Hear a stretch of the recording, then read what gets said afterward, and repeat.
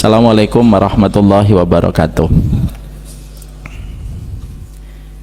Innal hamdalillah wassalatu wassalamu ala Rasulillah wa ala alihi wa sahbihi wa man tabi'ahum bi ihsan ila yaumil qiyamah. Bapak dan Ibu, keluarga besar Masjid Al-Falah, yang semoga Allah senantiasa membimbing kita dengan petunjuk-Nya, memberikan kepada kita kebenaran dan menganugerahkan kepada kita sikap kesabaran di atas jalan kebenaran. Banyak orang di dalam kehidupan ini sepanjang hidupnya tidak mendapatkan kebenaran. Banyak pula di antara mereka yang mendapatkan kebenaran tetapi mereka putus asa di tengah jalan. Puncak dari sebuah kebaikan dari kebenaran itu ketika kita diberikan konsistensi dan diwafatkan di atas kebenaran. Semoga Allah memberikan kepada kita kebenaran dan kesabaran di dalam perjalanan hidup kita. Alhamdulillah, tentunya senantiasa kita bersyukur kepada Allah atas setiap nikmat yang Allah berikan kepada kita. Terutama yang sangat kita syukuri adalah kenikmatan ketika kita masih diberikan oleh Allah hidayah, dan Allah memberikan kepada kita hati yang mencintai ilmu, supaya kita mampu mengkoreksi kehidupan kita, karena hidup tanpa ilmu itu akan dirudung dengan fitnah yang begitu banyak. Kita nanti tidak tahu bagaimana bersikap menjadi bapak, tidak tahu bagaimana bersikap menjadi istri, menjadi anak kalau kita tidak mendapatkan ilmu. Maka tepat ketika Rasulullah itu bersabda, mayuritillah bihi khairan yafaqihu fiddin, siapapun yang diinginkan oleh Allah di dalam kebaikan, maka Allah akan fahamkan dia tentang agama. Bukan hanya tahu agama, tetapi faham bagaimana menerapkan di dalam kehidupan. Hari ini hidup pada zaman fitnah. Banyak orang tahu agama, tapi belum tentu mampu menerapkan dan mengaplikasikan di dalam kehidupan. Oleh karenanya kita tentunya bersyukur kenikmatan ilmu ini, dan semoga kita diberikan kemudahan di dalam kita beribadah dan diberikan kemudahan di dalam beramal. Hanya kepada Allah kita bersyukur, dan kepadanya kita menggantungkan pertolongan hidup kita. Dan semoga semakin panjang kehidupan yang kita lewati, semakin kita sadar tidak ada sandaran paling agung pada kehidupan kita kecuali sandaran kepada Allah. Semoga Allah menjadikan kita hamba yang bersyukur. Bapak dan Ibu, kita akan melanjutkan perjalanan panjang kita merenungkan dan mentadaburi surat Al-Maidah 83. Ketika kita berdoa pada ayat ini, Rabbana amanna faktubna ma'asyahidin. Ya Allah, sesungguhnya kami beriman kepada apa yang kami dapatkan, dan tetapkanlah kami sebagai orang yang mempersaksikan kebenaran ini sampai kami meninggal dunia. Maka kita tidak mungkin akan mendapatkan doa yang ada pada surat Al-Maidah 83 itu bisa memberikan kepada kita sikap yang terbaik ketika kita meminta supaya kita diberikan oleh Allah konsistensi mempersaksikan kebenaran sampai betul-betul kita membedahnya, ngurutin satu persatu supaya betul-betul kita ditetapkan sebagai syahidin yang kita minta pada surat Al-Maidah 83. Pada dua pertemuan sebelumnya kita membahas bahwasanya tidak ada pertolongan Allah yang paling besar yang Allah berikan kepada kita kecuali ketika kita diberikan hidayah. Jadi pertolongan yang paling besar itu bukan ketika kita dari miskin jadi kaya, bukan ketika kita dari bawahan menjadi atasan, bukan ketika kulit kita dulu hitam sekarang glowing dan lebih putih. Tapi pertolongan Allah yang paling besar yang Allah berikan kepada kita itu adalah ketika kita diberikan hidayah. Asalnya dulu tidak suka dengan kajian, kita datang ke kajian. Ketika dulu kita suka dengan hiburan dan entertain, maka kita lama-lama tidak dijadikan suka dengan entertain dan hiburan, dan kita lebih senang untuk mendengarkan ayat-ayat Allah. Ketika dulu kita menikmati riba dan kita yakin bahwasanya kalau kita mendapatkan barang, kalau tidak pakai riba kita tidak mungkin dapat, akhirnya kita sekarang mulai yakin bahwasanya pemberian Allah itu lebih baik daripada yang ditawarkan oleh riba. Itulah yang disebut dengan hidayah. Ada di antara kita yang dulu mencintai zina lalu dijadikan hari ini benci sekali dengan zina. Ada pula yang dijadikan di antara kita dulu senang dengan perselingkuhan dan sekarang kita murka dengan perselingkuhan, maka itulah yang dinamakan dengan hidayah. Dan tidak ada pemberian terbaik pada kehidupan manusia kecuali adalah hidayah. Makanya Syekhul Islam mengatakan a'dhamul karamati luzumul istiqamati. Tidak ada pertolongan yang paling besar Allah berikan kepada manusia kecuali Allah berikan kepadanya istiqamah. Maka inilah yang menjadikan kita memahami betul sesungguhnya ketika hari ini kita diberikan hidayah dan kita masih menikmati hidayah itu hadir pada kehidupan kita.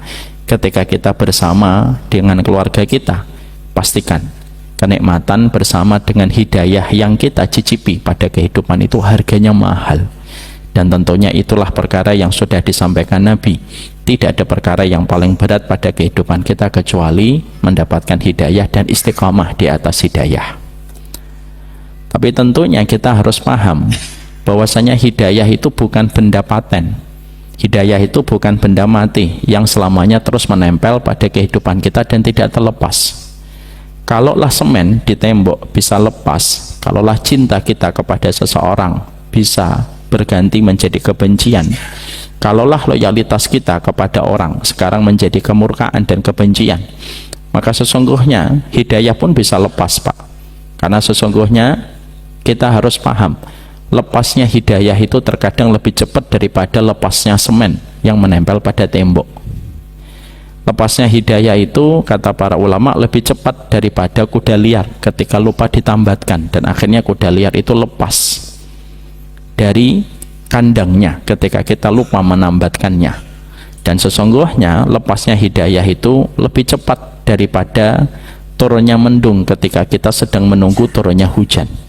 Maka itu yang menjadikan kita harus paham bahwasanya hidayah itu bukan benda mati yang menempel kepada kita terus-menerus tanpa bisa berubah. Itulah yang menjadikan kita paham kalau kita pernah sayang sama orang dan sekarang kita benci, kalau kita pernah loyal sama orang dan kita sekarang menjaga jarak dengan orang itu, maka hidayah itu lebih cepat daripada yang pernah kita lewati semacam itu. Dan itulah yang menjadikan kita akhirnya paham bahwasanya ketika kita mengerti bahwasanya hidayah itu merupakan barang paling mahal yang terjadi pada kehidupan kita, maka upaya kita untuk menjaga hidayah itu terus ada pada kehidupan ini tidak bisa kita ikhtiarkan kecuali dengan ilmu. Dan salah satu di antara irisan ilmu ketika kita ingin mempertahankan hidayah yang ada pada kehidupan kita itu apa? Yaitu adalah ketika kita harus mengerti apa penyebab dan apa faktor yang bisa menjadikan hidayah manusia itu menjadi hilang. Karena itu yang paling kita khawatirkan, hilangnya hidayah itu biasanya ketika hilangnya hidayah yang kedua kalinya biasanya susah sekali mendapatkan hidayah kembali. Bapak, ada perkataan bagus, orang yang berdosa biasanya lebih mudah mendapatkan hidayah daripada orang yang berdosa ketika mendapatkan hidayah lalu dia lepaskan hidayah itu. Mendapatkan hidayah kedua kalinya itu jarang. Itu sangat lebih sulit daripada orang yang berdosa. Orang yang berdosa mendapatkan hidayah itu lebih mudah, Pak. Karena ketika dia melakukan dosa ada perasaan bersalah. Ketika dia melakukan maksiat ada perasaan tidak nyaman. Dan akhirnya terkadang dalam tanda petik dia tergoda dengan hidayah ketika dia tahu dosanya itu menggelisahkan pada hidupnya, dan biasanya dapat hidayah. Tapi kalau orang sudah dapat hidayah lalu akhirnya hilang di peredaran di antara hidayah itu, setelah mendapatkan hidayah biasanya susah sekali untuk mendapatkan hidayah kembali. Karena apa? Gagalnya orang mempertahankan hidayah itu biasanya disertai hukuman. Dia akan kesulitan mendapatkan hidayah kedua kalinya. Itu yang paling kita khawatirkan. Ada orang meninggalkan zina. Setelah dia meninggalkan zina, dia tertarik bahwasanya zina itu dia benci, dia tinggalkan zina. Tergoda dengan zina kembali, biasanya akan dibawa zina itu sampai mati. Ada orang dapat hidayah sebelum usia 40 tahun, lalu bertahan dengan hidayah itu, ngelewatin 40 tahun, na'udzubillahi min dzalik, tergelincir kembali dengan dosa setelah 40 tahun. Biasanya hilangnya hidayah itu dibawa sampai mati. Dan itu yang paling kita khawatirkan. Makanya kalau orang sudah dapat Islam lalu dia murtad, susah balik biasanya, kecuali mereka yang dirahmati oleh Allah. Dan itulah yang menjadikan kita mengerti bahwasanya hidayah itu sesuatu yang paling cepat hilang, lebih cepat daripada hilangnya semen yang menempel pada tembok. Dan itu yang menjadikan kita sekali lagi memahami hidayah itu harganya mahal. Makanya maaf kalau ada di antara bapak yang diberikan oleh Allah jalan hidayah masing-masing.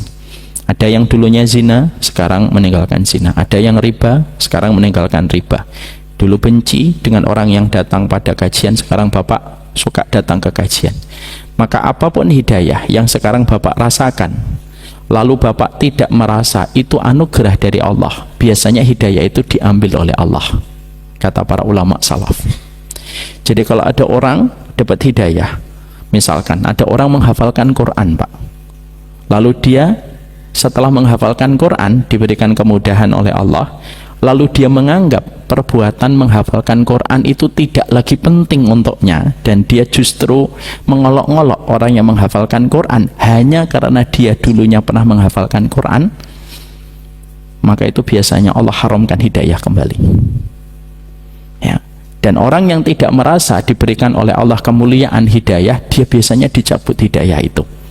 Ada orang diberikan kemuliaan dengan jalan kebaikan yang dia pilih, lalu dia tidak menganggap hidayah itu mahal, pemberian terbaik dari Allah itu hidayah, maka hidayah itu ditarik kembali oleh Allah.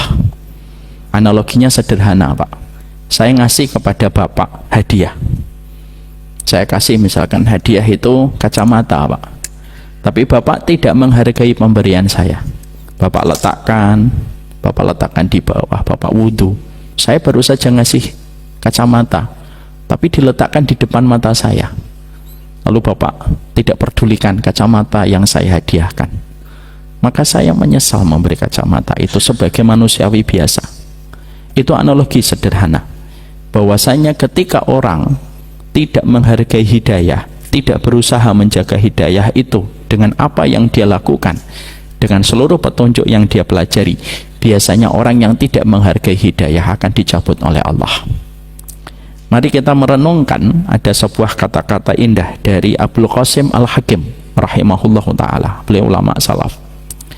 Kata Abul Qasim Al-Hakim rahimahullah ta'ala, beliau pernah ditanya, hal min dambin yunza'ul iman fi qulubil abdi, apakah dosa apa yang bisa mencabut hidayah dari hati manusia? Ini sekaligus kita relate ya pak, karena mungkin ada kejadian orang yang menghafalkan Quran sekarang mengolok-olok orang yang menghafalkan Quran. Nah, kita kembalikan kepada ilmu. Maka Abul Qasim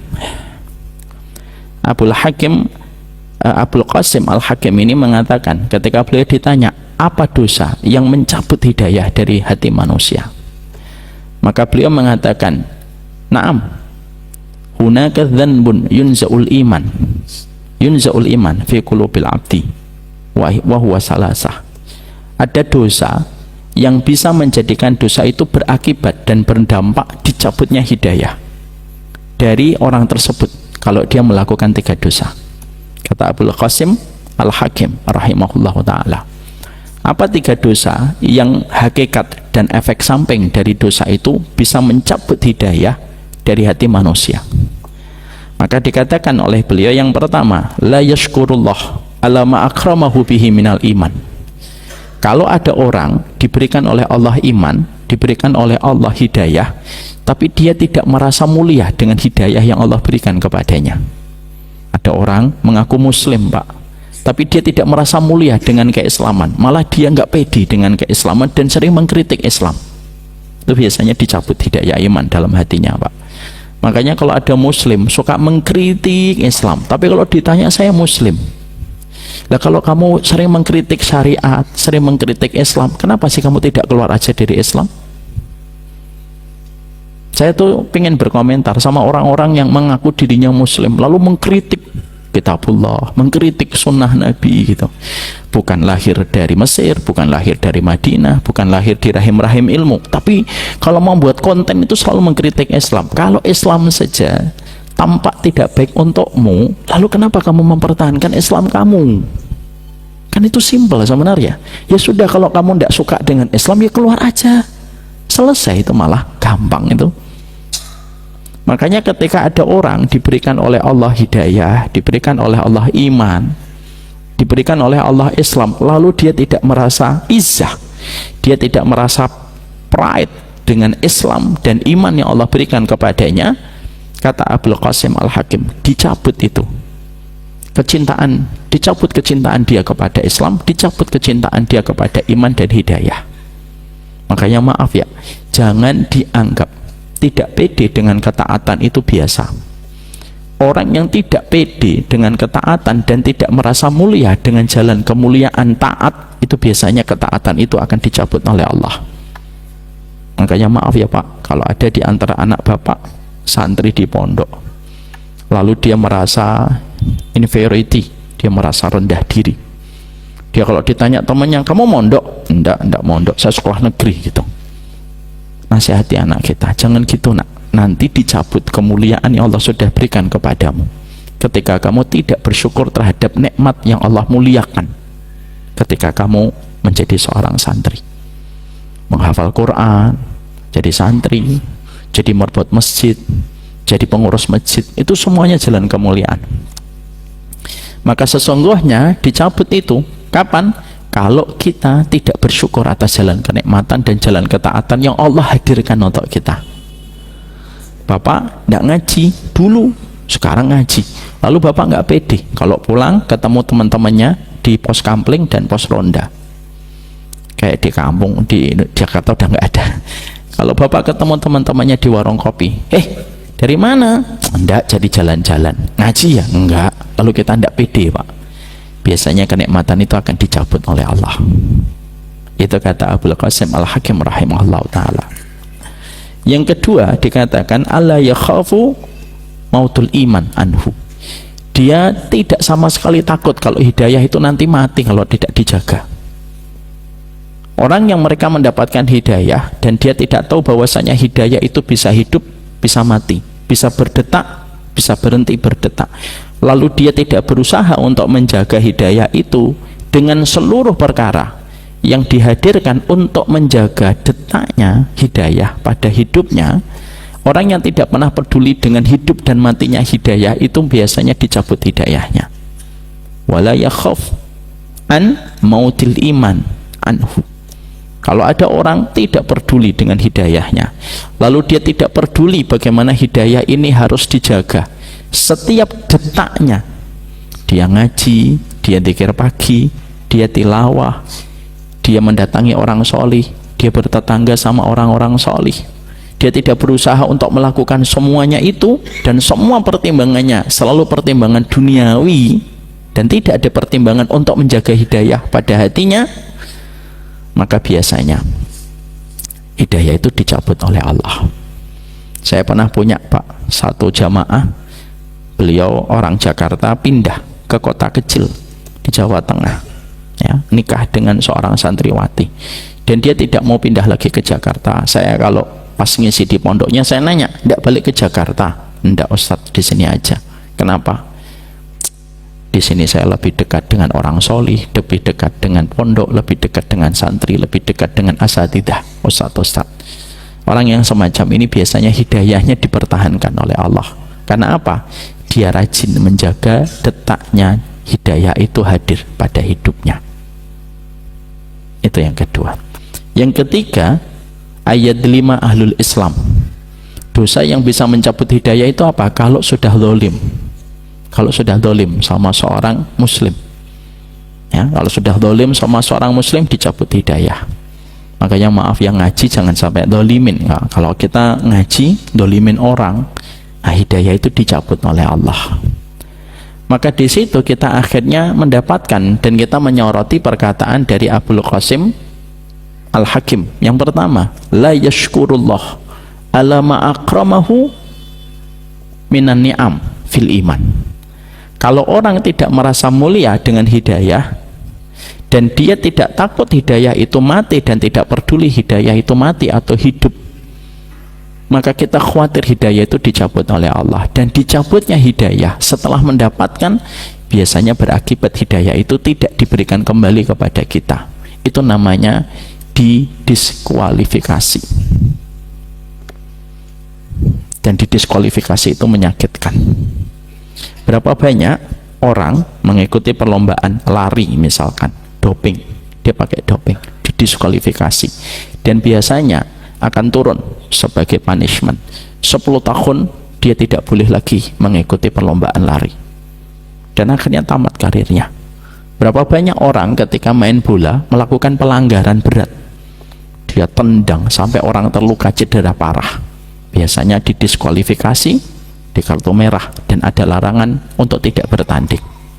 Maka ini pula yang menjadikan kita paham, kalau kita mengerti tentang diskualifikasi pada pertandingan, maka sesungguhnya ada yang lebih berat daripada diskualifikasi pertandingan, diskualifikasi manusia dari hidayah. Maka itulah yang menjadikan kita paham kenapa Nabi menjadi orang yang paling sering meminta hidayah sepanjang hidupnya. Imam Ibnu Qayyim berkata, tidak ada manusia di timur, di barat, utara, dan selatan yang paling banyak meminta dengan kesungguhan hati supaya diberikan hidayah kecuali adalah Rasulullah, yang paling serius meminta itu kepada Allah, karena beliau tahu betul betapa mahalnya arti hidayah dalam kehidupan manusia. Nah, itulah yang menjadikan kita akhirnya paham. Kita pada hari ini ngelanjutin, Pak, apa poin keempat yang menjadikan manusia itu didiskualifikasi dari hidayah. Karena hidayah itu mahal. Walaupun engkau sekarang sedang jatuh miskin, hidayahmu lebih mahal daripada harta yang kamu kumpulkan. Walaupun kita sedang terlibat dengan banyak ujian dan banyak goncangan, hidayah kita lebih mahal daripada apapun yang terjadi pada kehidupan kita.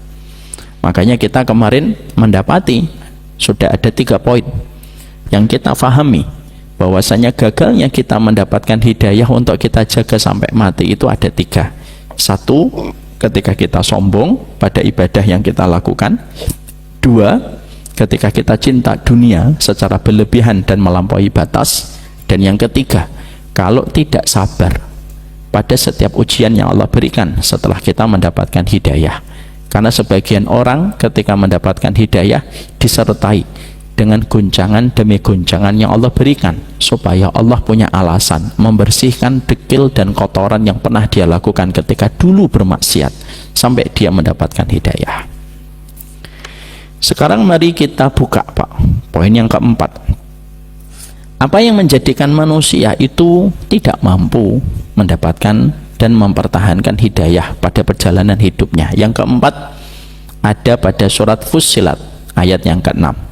Kita bedah dulu surat Fussilat ayat yang ke-6, baru nanti kita bahas di dalam ayat tersebut. Allah menyampaikan pada surat Fussilat ayat yang ke-6, Qul innama ana basyarum mislukum yuha ilayya annama ilahukum ilahu wahid fastaqimu lahu wastaghfiruh.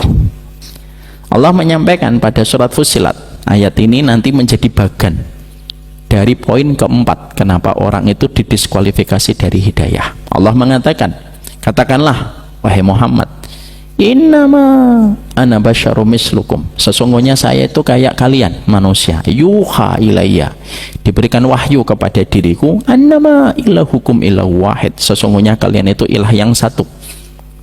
Lalu Allah menyampaikan kepada Nabi Muhammad, fastaqimu ilaihi wastaghfiruh. Fastaqimu ilaihi, istiqomahlah kamu kepada Allah, wastaghfiruh, dan beristighfarlah kamu. Maka para ulama menyampaikan di dalam munasabat itu relevansi, korelitas. Kenapa Allah memerintahkan kita istiqomah? Fastaqimu ilaihi, kamu istiqomah.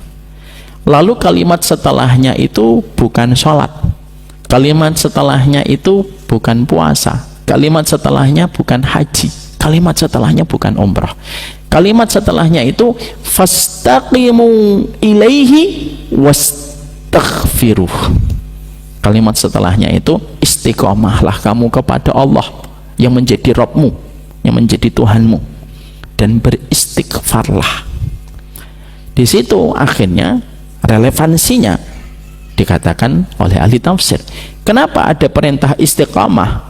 Perintah setelahnya itu istighfar.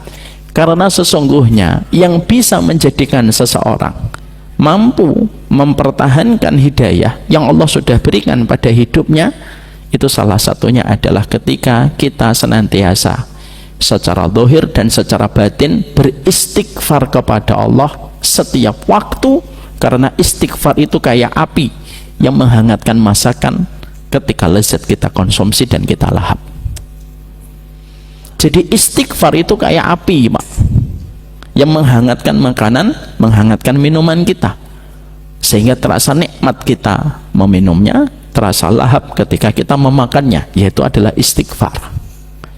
Berarti tidak mungkin kita itu istiqomah, tidak mungkin kita konsisten ketika kita istighfar, di mana istighfar itu merupakan rukun di dalam kita mendapatkan istiqomah. Tidak mungkin kita istighfar itu kecuali satu, yaitu ketika kita senantiasa merasa berdosa dan tidak pernah merasa telah baik pada kehidupan kita setelah mendapatkan hidayah. Karena apa? Nggak mungkin, Pak, istighfar itu lahir dari mereka yang merasa baik. Istighfar itu hanya lahir dari hati yang selalu merasa berdosa di hadapan Allah. Dari surat Fussilat ayat yang ke-6 akhirnya kita mendapatkan penjabaran dan skema. Berarti salah satu di antara perkara hilangnya kebaikan, kenikmatan dalam kita beribadah, kenikmatan dalam hidayah yang telah kita peroleh, maka disitulah kita paham merasa baik dan merasa suci di dalam kehidupan hati kita, baik kita terangkan secara terbuka ataupun kita sembunyikan ketika kita di dalam hati kita itu merasa berdosa, ketika hati kita merasa suci karena telah menggenggam hidayah. Itu yang menjadikan akhirnya orang tidak akan pernah mampu mempertahankan hidayah dan biasanya didiskualifikasi dari hidayah itu. Makanya kita mendapati ada satu ayat yang begitu indah untuk kita mengerti di dalam surat An-Najm 32. Ternyata Allah itu melarang kita, bukan hanya melarang kita untuk berzina. Allah bukan hanya melarang kita untuk minum khamr. Allah melarang kita bukan hanya ketika kita dilarang untuk makan riba. Tapi kalau kita membaca, mentadaburi di dalam surat An-Najm 32, Allah itu ternyata melarang kita untuk merasa suci di hadapan Allah.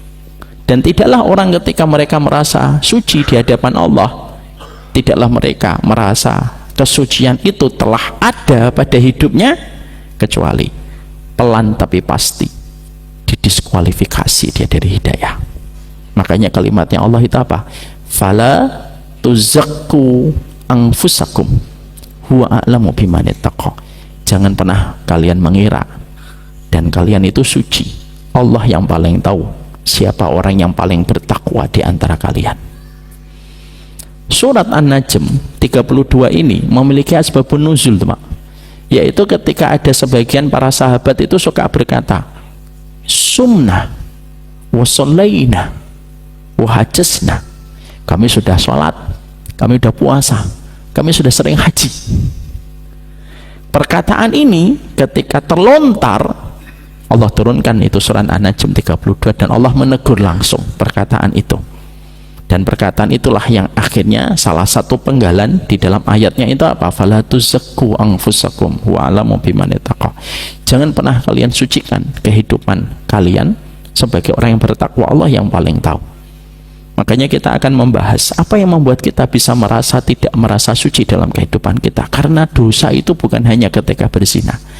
Ternyata merasa sok suci itu menjadi sebab pasti, walaupun pelan tapi berlahan, bisa menjadikan seseorang itu terpinggirkan dari trek hidayah pada hidupnya. Tapi maaf ya, sebelum kita sampaikan bagaimana tadabbur dan bagaimana poin-poin penting supaya kita tidak pernah merasa sok suci supaya kita nanti mudah untuk istighfar, dan istighfar itu menghangatkan istiqomah. Kita harus mengerti perkataan sok suci ini tidak boleh kita ucapkan kepada sesama manusia, Pak. Walaupun Bapak benci dengan seseorang dan Bapak memiliki prasangka buruk terhadap orang itu. Ini perkataan Allah. Kenapa Allah bisa mengatakan itu? Allah Maha tahu tentang hati manusia, kalau kita tidak pernah tahu. Ingat ya Pak, ini kata-katanya Allah, dan kata-kata ini tidak boleh diambil oleh manusia. Sering sekali kan kita itu suka mendapatkan, kalau di dalam perjalanan kita bermasyarakat, kadang-kadang kita menemukan ada orang yang mungkin dia solih, mungkin dia ingin menyampaikan kesolihan yang dia lakukan. Kadang-kadang kita juga terpancing dan mengatakan, udah jangan merasa sok suci, Allah yang paling tahu. Ini maaf, ini kata-kata Allah, dan kita tidak boleh menetapkan siapapun itu di dalam amalnya itu sok suci, karena yang paling tahu itu adalah Allah. Jadi kita belajar sedikit sebelum kita membedah tentang surat An-Najm 32, bagaimana menjadikan hati kita selalu merasa berdosa. Maka kita harus mengerti, jangan pernah mengucapkan kalimat ini hanya karena kita merasa mengerti tentang amalan hati manusia. Tidak boleh. Wah, dia mah sok suci, sok paling paham. Jangan, Pak. Maka kita harus mengingat kepada kaedahnya Ahlussunnah. Kaedahnya Ahlussunnah itu apa?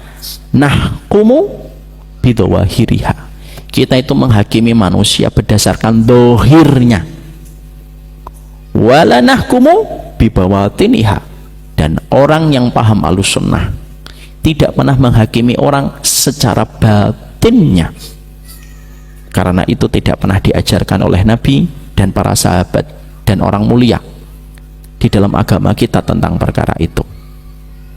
Kalau Bapak merasa tidak suka dengan postingan orang, ketika dia memperlihatkan ini, memperlihatkan itu, skip Pak, udah nggak usah ngelihat. Daripada nanti Bapak ngelihat akhirnya tidak kuat untuk berkomentar. Makanya kadang-kadang tidak tahu perbuatan orang itu lebih berkah untuk kita.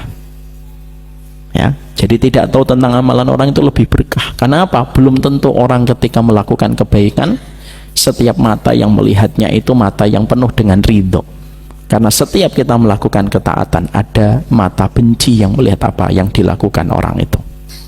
Tapi kita belajar di sini, jangan pernah mengatakan sok suci.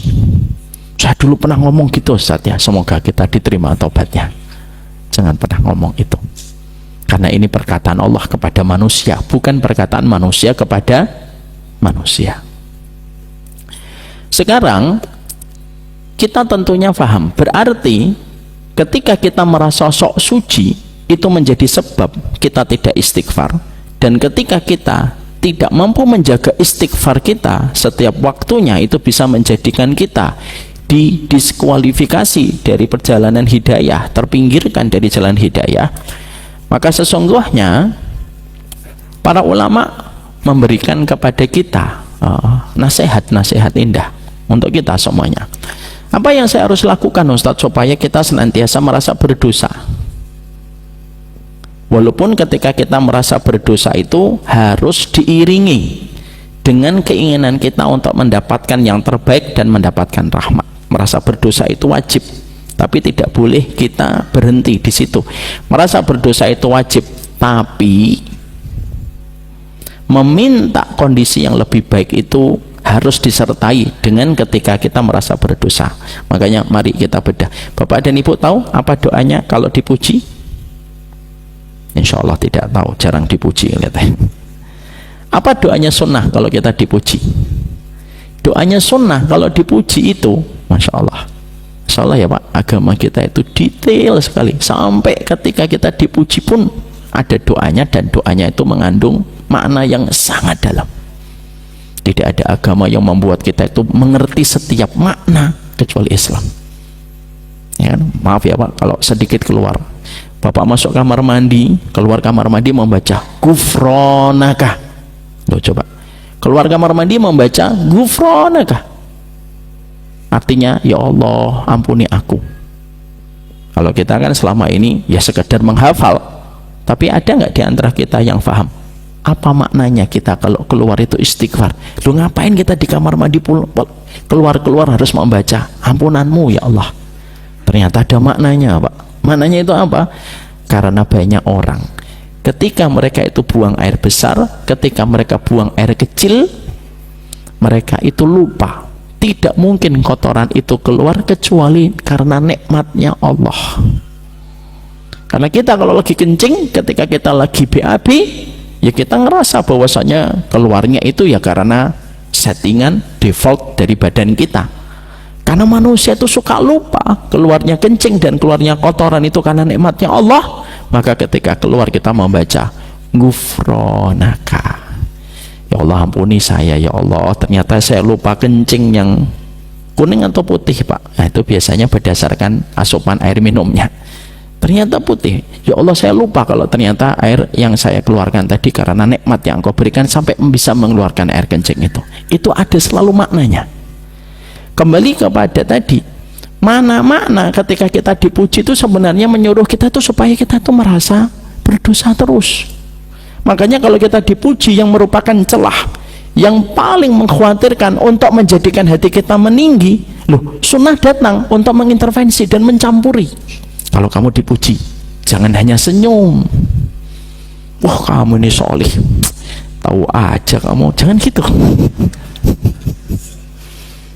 Sebenarnya saya tuh jauh lebih baik daripada yang kamu ngomong, cuma banyak kebaikan saya itu kamu tidak tahu. Ini sama aja ini, ya kan? Makanya kadang-kadang ada orang nyumbang masjid, Muhammad 500.000, riak itu. Hambanya Allah 1 juta, itu bagus itu. Nah, itu saya, sama aja itu. Maka kita kembali bahwasanya doanya kita kalau kita dipuji itu apa? Allahumma la tu'akhidni bima yaqulun. Ya Allah, jangan siksa saya dengan apa yang mereka ucapkan. Karena dipuji itu hati-hati, Pak. Dipuji itu terkadang bisa menjadi sebuah bumerang untuk kita di akhirat. Kalau pujian itu tidak sebagaimana kenyataan yang terjadi. Makanya kan saya pernah menyampaikan seorang ulama kan, Imam Abu Hanifah, ketika dipuji kamu adalah orang yang panjang sholat malamnya. Semenjak malam itu dia selalu kalau sholat itu dipanjangkan Pak sholat malamnya. Kenapa? Dia khawatir gara-gara pujian itu tidak sesuai dengan kenyataan yang dia jalankan. Makanya maaf kalau kita sayang sama orang, nggak usah dipuji, supaya pujian kita tidak menjadi bumerang baginya. Ucapannya Allahumma la tu'akhidni bima yaqulun, ya Allah jangan siksa saya gara-gara ucapan mereka yang ternyata ucapan itu mereka tidak tahu. Waghfirli bima la ya'lamun, ampuni saya ya Allah atas apa yang mereka tidak ketahui. Karena mereka itu tidak tahu aib saya, aurat saya, tidak tahu kalau saya sendirian, tidak ngerti kalau saya di kamar, tidak tahu kalau saya di kamar mandi. Mereka nggak ngerti, mereka hanya memuji pada saat ketika mereka melihat saya melakukan itu. Waghfirli, ampuni saya ya Allah atas apa yang mereka tidak ketahui. Di situ ada 2 permintaan doa dulu, karena dalam doa ketika kita dipuji itu ada 3 permintaan Pak. Permintaan yang pertama, jangan siksa saya gara ucapan mereka. Permintaan yang kedua, ya Allah ampuni saya atas apa yang mereka tidak ketahui. Nah, permintaan yang ketiga Pak, waj'alni khairam mimma yadhunnun, tapi jadikan aku lebih baik ya Allah dari apa yang mereka sangkakan. Artinya merasa berdosa itu wajib, tapi bukan menjadikan kita terhina. Menjadikan kita berdosa itu wajib sembari kita terus memohon kepada Allah supaya kita dipantaskan di dalam kemuliaan dan ketaatan. Maka disitulah kita akhirnya memahami yang pertama itu apa. Yang pertama itu adalah supaya kita senantiasa merasa berdosa gitu, itu ternyata butuh riyadhah, itu ternyata butuh latihan. Karena ternyata setiap ketaatan yang kita lakukan itu paling cepat menjadikan kadar kesombongan kita pada ketaatan kita itu cepat menyergap kita dan hati kita. Makanya di balik hijab yang panjang, yang paling kita khawatirkan itu bukan terbukanya aurat, tapi di balik hijab yang panjang, yang kita khawatirkan itu adalah perasaan ketika kita telah mengatakan, saya sudah berhijab syar'i ya Allah. Di balik gamis yang saya kenakan ini Pak, yang paling berat itu bukan memakai gamisnya, tapi memastikan bahwasanya ketika saya memakai gamis ini, saya tidak merendahkan mereka yang tidak bergamis. Itu yang paling susah. Makanya akhirnya kita mendapati tidaklah kita menjumpai lingkaran para sahabat kecuali lingkaran para sahabat itu senantiasa merasa berdosa, dan ternyata merasa berdosa itu kemuliaan. Kalau hati itu sudah dipilih baik, maka dia senantiasa merasa paling khawatir terhadap dosanya lebih banyak daripada harapan dia terhadap amal soleh yang telah dia perbuat. Bapak tahu Asma binti Abi Bakar ya, Rasulullah itu pernah memuji Asma Pak, bahwasanya tali pinggangnya itu nanti akan berbuah dengan surga, karena Asma binti Abi Bakar itu membantu hijrahnya baginda Nabi Shallallahu Alaihi Wasallam. Tapi tahukah kita ketika Asma itu pusing, kalau dia pusing, selalu ketika seorang Asma itu pusing, yang dia katakan, ya Allah, hadza min dambi, ya Allah, tidaklah saya pusing karena kemaksiatanku dan dosaku. Masya Allah. Sehingga akhirnya tidaklah ulama, orang-orang solih terdahulu, kalau mendapatkan takdir-takdir yang berat yang mereka dapatkan, yang mereka lakukan pertama kali itu tidak buru-buru mengatakan diri mereka korban, tapi mereka cepat mengatakan ini karena kemaksiatan yang aku lakukan. Makanya kita menjumpai bagaimana Fudail bin Iyad ketika dia melihat tikus masuk pada rumahnya, di mana dia selama ini tidak pernah melihat tikus itu masuk ke rumahnya. Ketika dia melihat tikus ke dalam rumahnya, langsung dikembalikan itu kepada dosa yang dia kerjakan. Tidaklah masuk tikus kepada rumahku kecuali pasti karena dosaku. Ini memberikan kepada kita bahwasanya Masya Allah ya, merasa berdosa dan mengembalikan setiap kesulitan demi kesulitan yang kita rasakan di dalam kehidupan kita merupakan akibat dari dosa dan kemaksiatan yang kita lakukan. Itu yang akan menjadikan kita senantiasa diberikan kemudahan untuk merasa berdosa setiap waktunya ketika kita mengembalikan apapun yang kita temukan pada kehidupan kita itu sebagai akibat dari dosa dan maksiat yang kita kerjakan.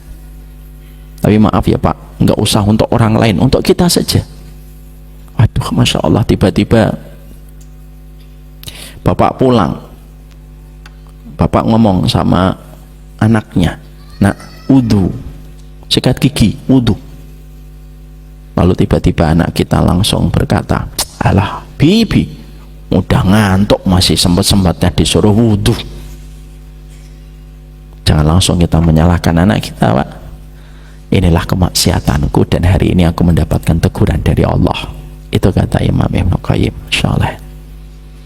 Jadi orang semakin dia mulia pada hatinya, justru semakin tidak pernah naik dengan amalnya, tapi dia merasa rendah karena mengingat dosa dan kemaksiatan yang dia kerjakan. Makanya Bapak, Ibu masih ingat saya dulu pernah menyampaikan kan Pak, Ali bin Abi Thalib itu beberapa kali dinobatkan oleh Nabi sebagai penduduk surga. Ali bin Abi Thalib dalam satu peperangan, beliau itu matanya sakit Pak, diludahin oleh Nabi, sembuh.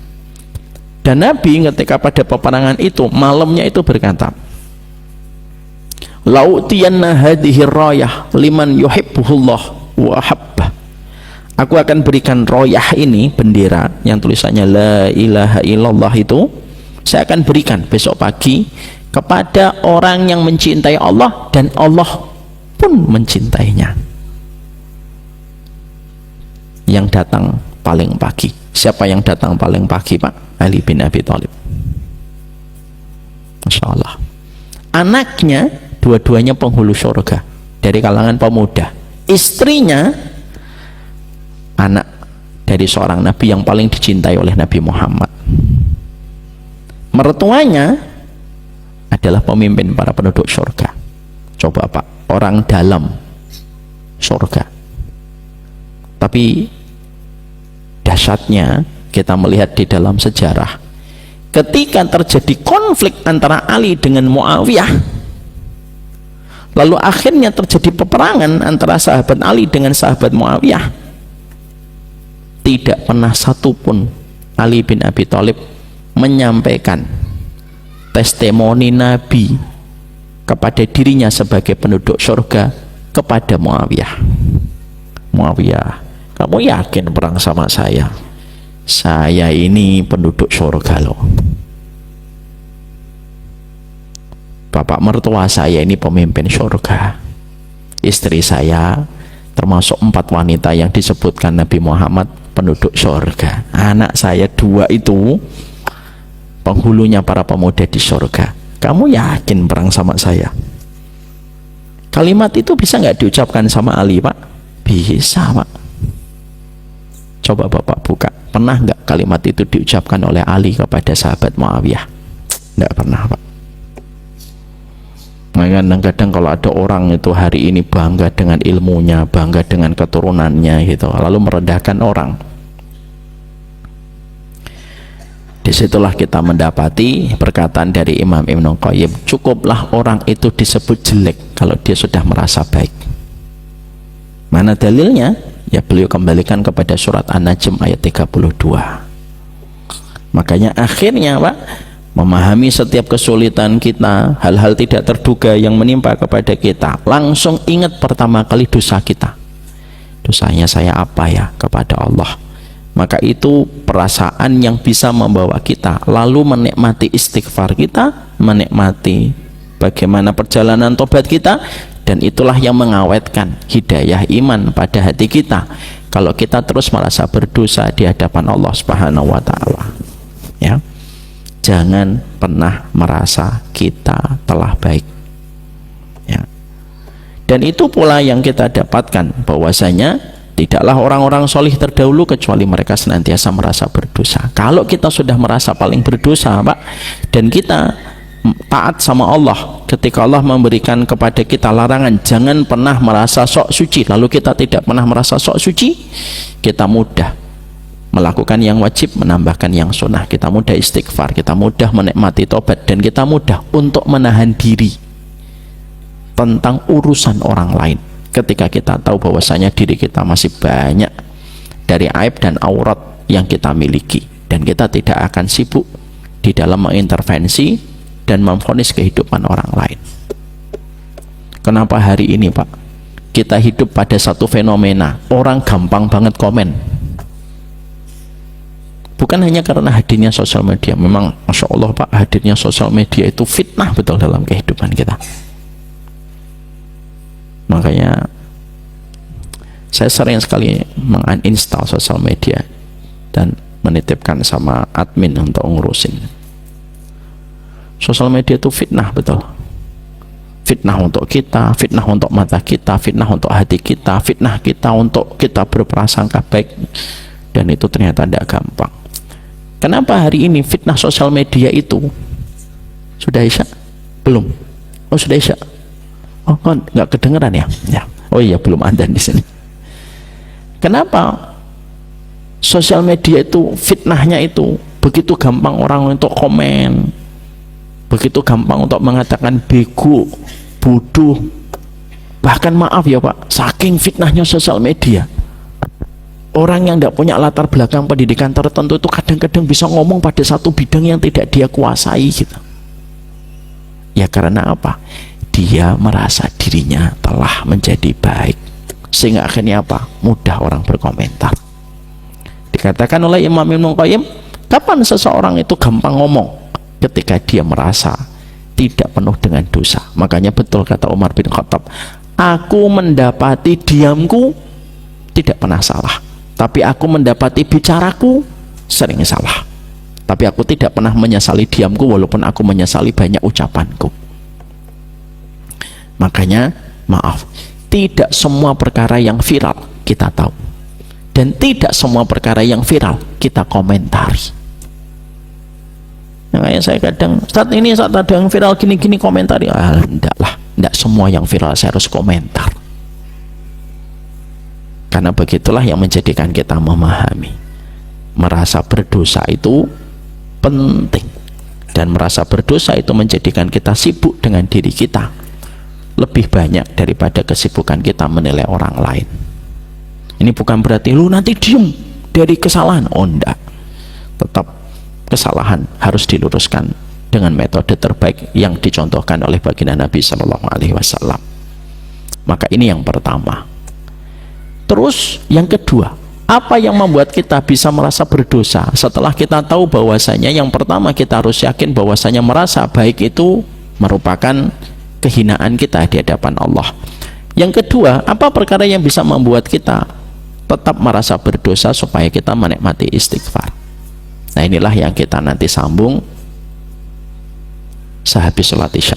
Barakallahu fikum. Ini yang dapat saya sampaikan. Kita teruskan nanti habis kita melaksanakan sholat isya sebentar. Wassallallahu ala nabiyina Muhammad walhamdulillahi rabbil alamin. Assalamualaikum warahmatullahi wabarakatuh.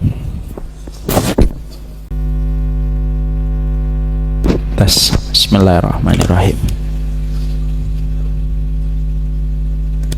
Assalamualaikum warahmatullahi wabarakatuh.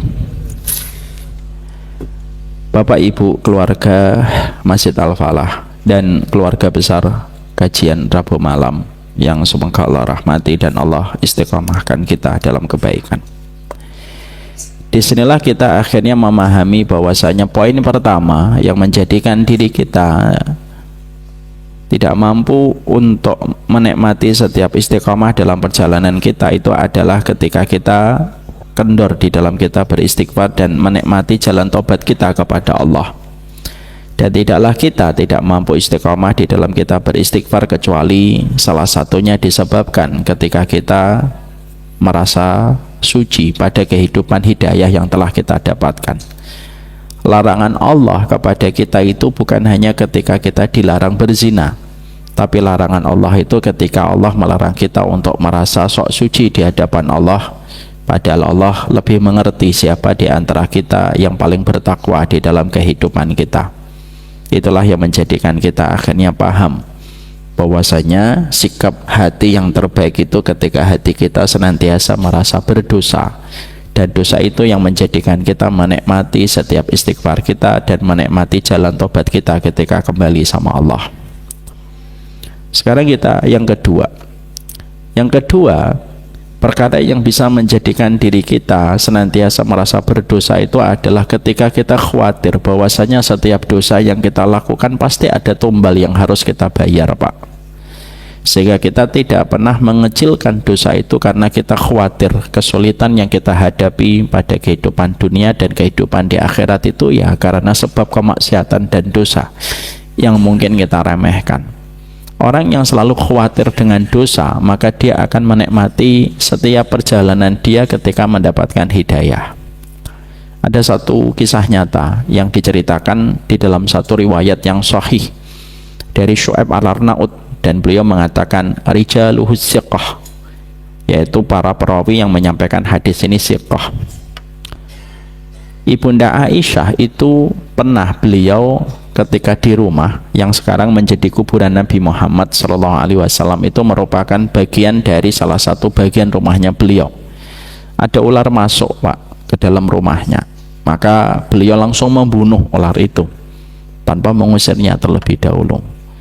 Ketika habis membunuh ular tersebut, malamnya beliau beranjak tidur, dan di dalam tidurnya beliau didatangi dalam satu mimpi. Di dalam mimpinya dikisahkan bahwasanya ada seseorang yang berkata kepada Ibunda Aisyah, qataltal jinnal muslim, kamu telah membunuh jin muslim dalam perwujudan ular itu. Maka Ibunda Aisyah menjawab di dalam mimpi tersebut, kalau dia jin muslim, dia tidak akan mungkin memasuki rumah istrinya Nabi Muhammad SAW. Tapi dikatakan kembali kepada Ibunda Aisyah, dia tidak pernah memasuki rumahmu ketika engkau tidak mengenakan pakaian.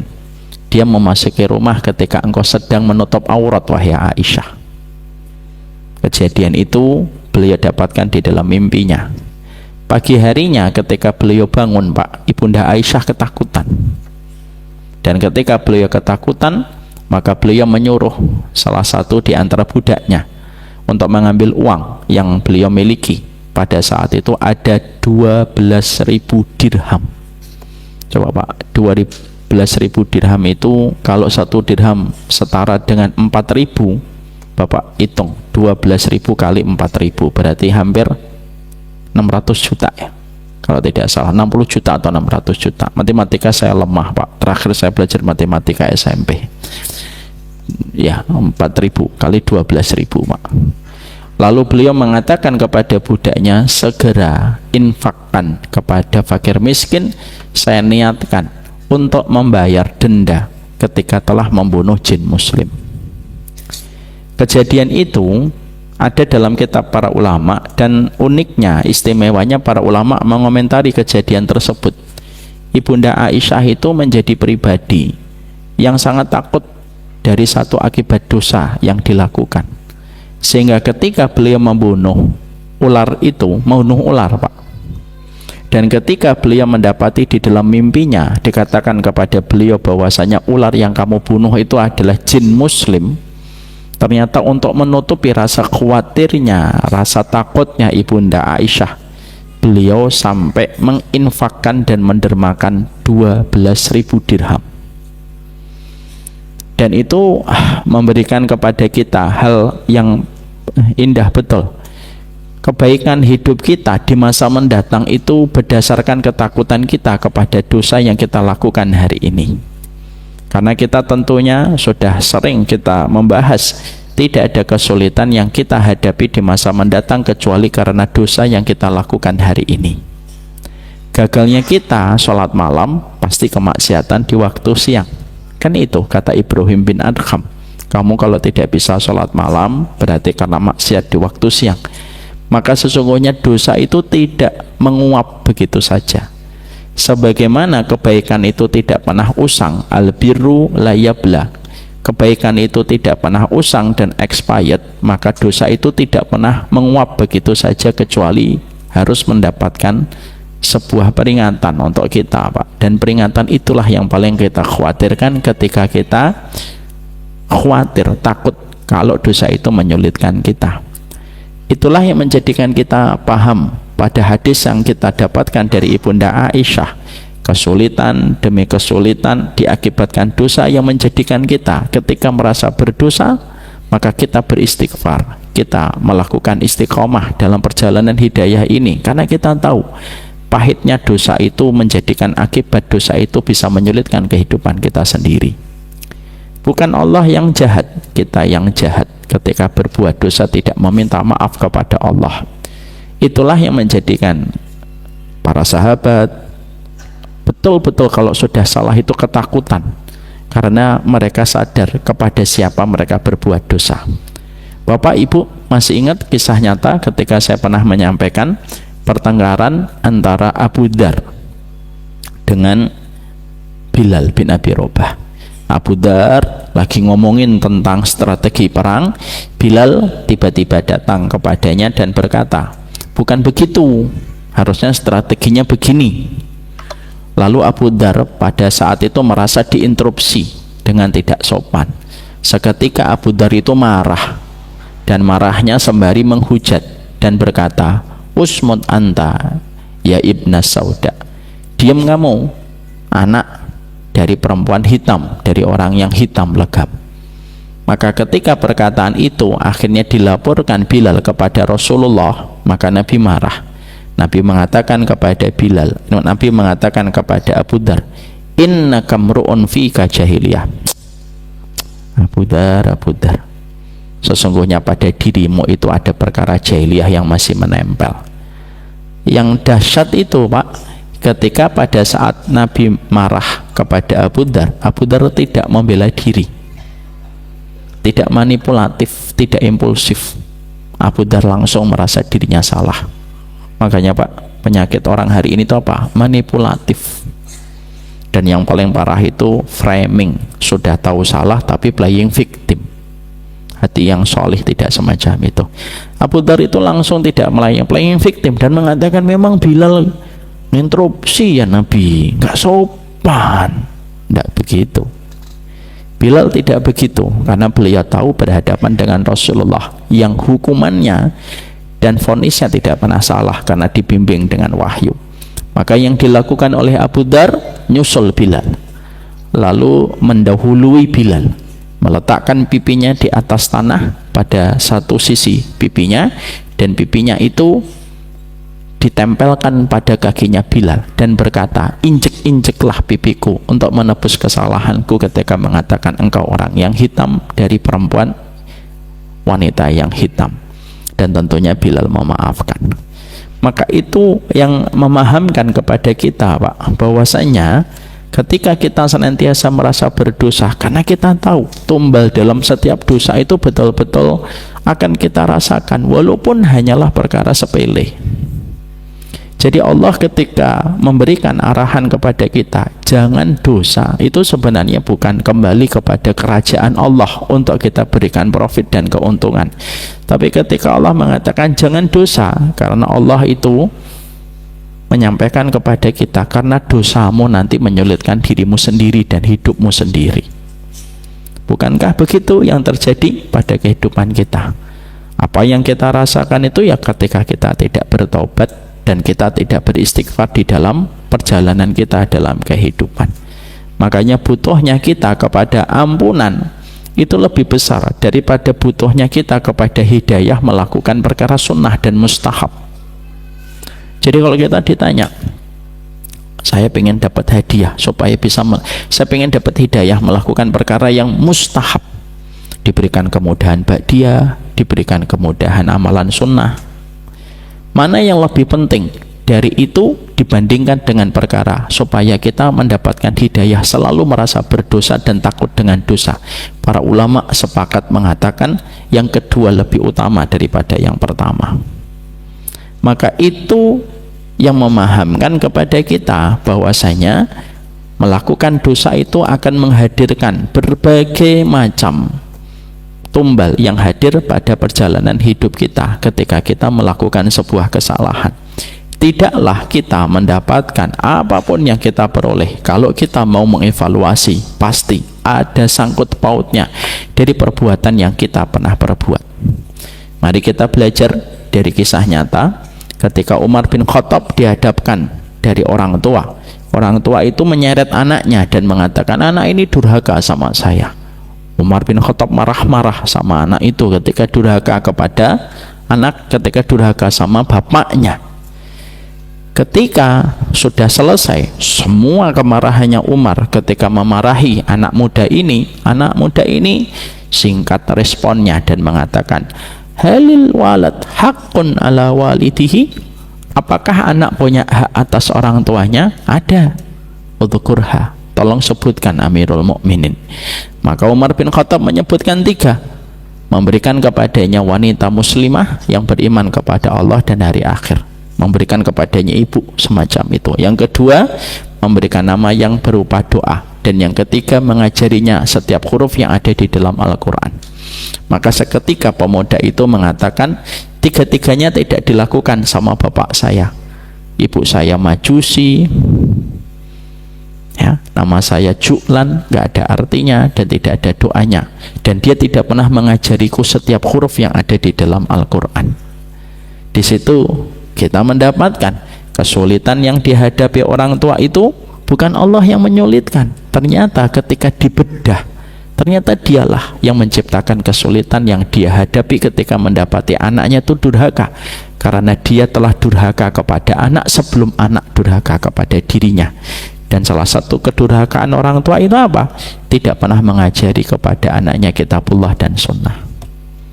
Jadi jangan buru-buru suka mengatakan diri kita korban, dan berulang-ulang saya menasihati diri, jangan buru-buru mengatakan kita diuji oleh Allah.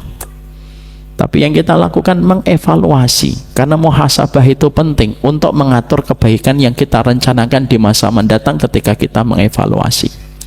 Perusahaan, Pak, kalau dia mendapatkan kerugian, lalu perusahaan itu langsung berkata, ya sudahlah kita rugi 2 miliar, atau kita rugi 271 triliun, yang dihukum 6 tahun itu. Aduh. Ngomong apa sih tadi saya itu? Lupa saya. Jadi misalkan ada perusahaan sampai ketika rugi, defisit sampai 1 miliar Pak, lalu perusahaannya bilang ya sudah ini ujian dari Allah, ini perusahaan itu lama-lama bangkrut. Tapi ketika perusahaan itu wah rugi kita 2024 kita rugi 1 miliar, dicek Pak, dievaluasi, diaudit, oh ternyata ada kebocoran di sini, kebocoran di sini, kebocoran di sini. Akhirnya insya Allah 2025 dia bisa meningkatkan growth-nya, meningkatkan tumbuhnya ketika dia mengadakan audit sebagai bagian dari evaluasi. Sama Pak, kita ini harus mengaudit. Kalau kita mendapatkan kesulitan, jangan-jangan kita ini jarang mengaudit dan lebih cepat mengatakan diri kita ini orang yang beriman, lalu kita diuji. Jangan cepat-cepat mengatakan itu. Makanya maaf ya, kalau ada kejadian musibah demi musibah yang terjadi kepada satu daerah, saya paling tidak setuju sama 2 tipe tema yang disampaikan pada daerah yang mendapatkan musibah. Tema pertama yang saya tidak terlalu setuju apa? Tema pertama, wah Masya Allah kalian diuji oleh Allah, ujiannya Masya Allah, inilah tingkatan iman yang Allah berikan supaya kita naik kelas. Saya tidak terlalu setuju itu. Karena apa? Buru-buru mentazkiyah kita ini orang beriman yang diuji, itu terlalu prematur kalau tidak menggunakan indikator yang disampaikan para ulama. Nanti maaf loh Pak, kalau ada dai yang kayak gitu jangan dibenturkan omongan saya ya Pak. Ustadz ini nggak setuju sama Ustadz Omar, jangan mengadu domba guru ya. Tapi saya juga ada 2 tema. Tema yang kedua yang saya tidak setuju itu apa? Kalau ada dai pada satu musibah, lalu dai itu langsung menggunakan materi-materi yang membuat orang itu putus asa. Ini karena dosa yang kalian, maksiatnya kalian, bertobatlah kepada Allah. Ya janganlah, tunggulah, orang lagi dapat musibah kok langsung dikasih kata-kata yang tidak memberikan harapan. Yang benar dipandu dengan 2 tema. Di situ diingatkan untuk mengevaluasi, tapi diingatkan musibah itu yang mengingatkan kita kepada Allah itu lebih baik daripada nikmat yang membuat kita lalai kepada Allah ya. Ini penting sekali. Makanya ketika kita mendapatkan dalam kehidupan kita, kita paham dosa itu selalu pasti ada hukuman dari Allah, karena Allah tidak pernah melewatkan satu dosa pun yang dilakukan manusia. Justru kita khawatir kan Pak, kalau ada dosa yang kita kerjakan kok tidak mendapatkan hukuman. Justru malah kita khawatir Pak, sebagaimana kajian tema pada pekan lalu, siapa orang yang berdosa yang tidak diuji oleh Allah? Orang banyak maksiat tapi tidak mendapatkan hukuman. Orang munafik. Orang munafik itu kalau mereka berdosa dibiarkan sama Allah. Karena apa? Nasullaha fanasiyahum. Mereka sudah lupa sama Allah, Allah pun melupakan mereka. Allah cuma memberikan kepada mereka sayapnya seekor nyamuk, tetapi Allah membiarkan mereka dengan sibuk dengan sayapnya seekor nyamuk itu. Salah, dosa dibiarkan sama Allah. Dan itu yang paling kita khawatirkan. Karena kita betul-betul khawatir kita menjadi munafik, maka kita harus khawatir terhadap dosa. Bapak menggunakan kaidah rahmat yang ada pada sifatnya Allah, tidak boleh melupakan kita dan tidak boleh mengamnesiakan kita bahwasanya Allah itu juga adil. Memang betul Ustadz, saya memang berdosa, tapi kan Allah rahmatnya. Betul, bahwasanya kita selalu yakin kepada rahmatnya Allah, tapi ingat Allah itu juga memiliki sifat adil. Konsekuensi dari sifat adil itu apa? Setiap dosa ada hukuman, setiap ketaatan ada balasan. Itu konsekuensi adil. Kalau ada orang yang berbuat maksiat tidak ditegur sama Allah, dan ada orang yang taat yang meninggalkan dosa, kualitas hidupnya sama dengan orang yang berbuat dosa, lalu disamakan sama Allah, keadilan Allah itu hilang. Karena kita beribadah kepada Allah bukan hanya menggunakan satu sifat rahmatnya Allah, tapi kita tahu Allah itu adil. Kalau kita berbuat dosa, pasti dosa itu akan mengundang berbagai macam efek samping pada kehidupan kita. Itulah yang menjadikan kita akhirnya takut kepada dosa, karena tahu dosa itu akan menyulitkan pada perjalanan hidup kita. Istighfar, fastaqimu ilaihi wastaghfiru. istiqomah sama Allah dengan kamu istighfar. Dan istighfar itu ketika kita senantiasa merasa takut dengan dosa karena khawatir dosa itu selalu memiliki tumbal pada kehidupan kita. Yang ketiga, yang terakhir, kata para ulama, sesungguhnya kita senantiasa akan mampu menghargai perjalanan kita untuk mendapatkan hidayah, karena kita tahu betul Pak betapa mahalnya hidayah itu yang sudah Allah berikan kepada kita, dan itu tidak bisa difahami sama orang yang memahami tentang mahalnya kehidupan akhirat. Orang yang memahami mahalnya akik itu orang yang paham akik, Pak. Kalau saya tidak paham akik, menurut saya semua akik dan batu itu sama. 2 hari lalu atau 3 hari lalu saya itu ngelewatin pasar akik di Jatinegara. Lewat Pak, saya nggak mampir. Lalu tim saya itu mengatakan, ini pasar akik Ustadz. Oh, saya lihat mall ada akiknya, Masya Allah ya, gitu. Dan yang datang banyak. Kenapa itu dihargai batu akik? Karena yang menghargai itu orang yang paham. Maka sesungguhnya saya tidak menghargai akik, bukan tidak menghargai akik, saya tidak tahu tentang akik ya karena saya tidak paham. Makanya saya nggak paham harganya akik. Ada yang harganya 1 miliar, ada yang harganya 500 juta. Bagi saya, kalau ada orang berkata, Ustadz, batu ini 1 miliar, saya akan ngomong, batu gitu doang 1 miliar, lebih baik buat lift di Masjid Al-Falah gitu. Nggak ada Pak Haiban, nggak seru ini. Maka sesungguhnya kan begitu. Maka sesungguhnya sama, kita itu akan menghargai hidayah itu, dan hidayah itu akan kita betul-betul jaga sesuai dengan apa yang kita mampu. Kalau kita menghargai betapa mahalnya hidayah itu Allah hadirkan untuk kita. Mungkin maaf, hari ini Bapak masih kena hutang, hari ini Bapak masih susah, hari ini Bapak merasakan pahit anaknya belum birrul walidain sama Bapak, hari ini Bapak merasakan problem yang silih berganti datang, tapi Bapak tetap tahu Bapak mendapatkan hidayah, maka itu lebih dinikmati daripada hilangnya hidayah itu dalam kehidupan kita. Ka'ab bin Malik, ingat kisah pekan lalu Pak? Ka'ab bin Malik itu kenapa dia menikmati? Dia diisolasi selama 40 hari, bahkan istrinya sempat menjauh darinya, tapi dia menikmati itu karena dia tahu hidayah itu mahal, walaupun hukuman yang diberikan Nabi kepada beliau itu berat. Bukan hanya berat Pak, Ka'ab bin Malik itu miskin. Bahkan sampai ketika dia sedang gembira, ketika diberitakan kepadanya, Ka'ab, tobatmu telah diterima sama Allah, dia melepaskan bajunya, dan itu ternyata baju satu-satunya beliau. Tapi kisahnya ada di dalam hadis-hadis sahih Pak, namanya tertera di dalam hadisnya Nabi. Hidayah itu mahal, dan tidak ada yang memahami betapa mahalnya hidayah kecuali orang yang paham. Hidup ini akan berlalu, ujian itu akan kita lewati, kehidupan akhirat pasti kita jumpai. Seberat-beratnya masalah itu Pak, kita bisa mengatakan ini pasti akan lewat, karena tidak mungkin Allah itu mengabadikan satu kondisi selama-lamanya pada kehidupan manusia. Ada malam, pasti ada siang. Ada pagi, pasti ada sore. Ada tengah malam, pasti ada fajar. Dan tidaklah ketika kita mendapatkan kesulitan demi kesulitan, selama kita masih merasakan hidayah, tetap yakin sama Allah, tidak datang ke dukun, tidak ngambil yang haram, tidak terkena riba, itu lebih mulia untuk kita.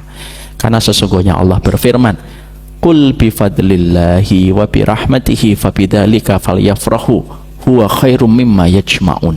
Katakanlah, rahmatnya Allah, keutamaan yang Allah berikan kepada kamu supaya kamu tetap berdiri kokoh di balik setiap musibah, kamu mampu menikmati sandaran hidupmu sama Allah, itu termasuk rahmatnya Allah. Maka itu lebih baik daripada semua harta yang dikumpulkan manusia, tapi mereka tidak merasakan Allah hadir pada kehidupan mereka. Ya, itulah kekuatan terbesar kita Pak. Hidayah itu mahal harganya. Saya tidak bisa merangkai kalimat yang paling menyentuh, kecuali saya cuma bisa mengingatkan kepada saya, hidayah ini mahal sekali, dan mahalnya hidayah ini tidak bisa ditukar dengan apapun. Kita baru akan merasakan hidayah itu mahal kapan? Ketika kita tahu kita sudah sampai di negeri akhirat, kita baru tahu, ya Allah, hidayah itu mahal sekali. barulah kita menyadari betapa beruntungnya kita menjaga hidayah ketika berjumpa dengan Allah, ketika jujur sama Allah di balik setiap yang kita hadapi pada kehidupan kita. Maka itulah yang dikatakan oleh para ulama, hidayah itu nikmat tertinggi dan teragung pada kehidupan manusia. Inilah yang kita pelajari. Disinilah kita akhirnya paham surat Ali Imran 83. Rabbana amanna faktubna ma'asyahidin. Apa perkara yang menggagalkan kita untuk mendapatkan janji Allah pada penghujung ayat ini, yaitu ketika kita sombong, cinta kepada dunia secara berlebihan, dan tidak ada ketulusan dan keikhlasan ketika meminta kekayaan, ketika kita tidak sabar di balik musibah, dan ketika kita senantiasa sudah merasa baik hanya karena kita sudah mendapatkan, hanya karena merasa mendapatkan hidayah. Moga-moga kita tidak didiskualifikasi dalam perjalanan kita mendapatkan hidayah. Barakallahu fikum. Ini yang dapat kita pelajari pada kesempatan hari ini. Sekaligus pula kita telah menutup perjalanan kita pada surat Ali Imran 83. Kita insya Allah pekan depan kalau tidak ada udzur, kita menuju kepada sifat ke-34 surat Al-A'raf 89. Rabbana ftah bainana wa baina qaumina bil haqq wa anta khairul fatihin. Itu yang akan kita pelajari, asbabun nuzulnya, tadaburnya pada setiap doa yang ada pada surat Al-A'raf 89. Masya Allah ya. Jadi tinggal 6 sifat lagi Pak, kita telah menyelesaikan buku ini. Masya Allah, semoga kita sudah hafal 33 doa yang telah kita lewati. Walaupun saya susah husnudon, tapi ya adalah kita husnudon.